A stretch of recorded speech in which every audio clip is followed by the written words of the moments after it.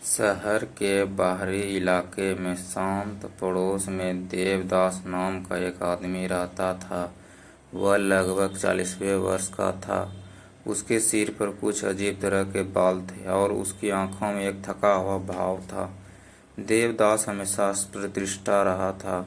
अपनी युवावस्था में वह आशाओं और महत्वाकांक्षाओं से भरा हुआ था, लेकिन जैसे जैसे साल बीतते गए उसके सपने धीरे धीरे धूमिल होते गए और उसके खालीपन का एहसास होने लगा।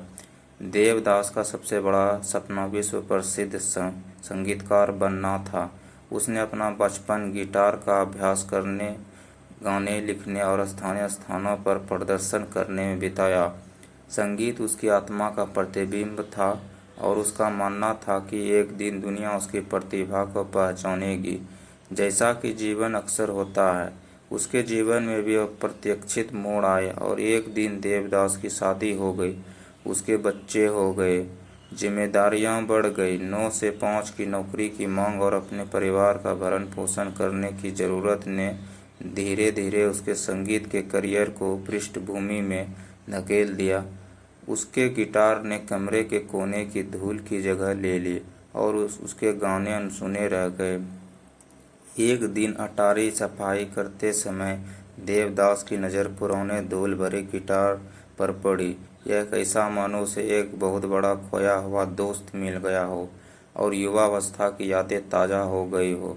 वह एक बार गिटार उठाने की इच्छा को रोक नहीं सका। देर रात जब सारी दुनिया सो जाती थी, तब देवदास अपने मंद रोशनी वाले लिविंग रूम में बैठकर गिटार बजाता था और अपने युवावस्था में लिखे गाने गाता था। उसकी आवाज़ पुरानी हो गई थी, लेकिन संगीत में भावनाएं पहले की तरह शक्तिशाली थी।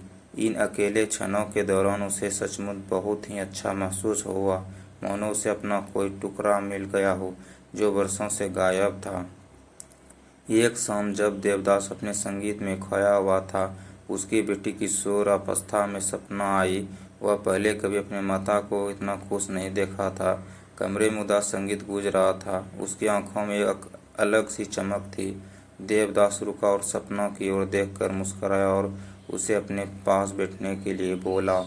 सपना बैठ गई और देवदास ने वह गाना बजाना शुरू कर दिया जो उसने तब लिखा था, जब वह उसकी उम्र का था। जैसे आखिरी नोट कमरे में गूंजा, उन्होंने अपनी बेटी की ओर देखा और कहा, तुम जानती हो सपना, जीवन हमें अप्रत्याशित यात्राओं पर ले जाता है। मैंने अपना सपना छोड़ दिया, लेकिन संगीत से प्यार करना कभी नहीं छोड़ा। अपने सपनों को कभी मत छोड़ना, चाहे जिंदगी को कहीं भी ले जाए। जब देवदास ने अपनी बेटी को उसकी बातें आत्मसात करते देखा तो उसकी आंखों में आंसू आ गए।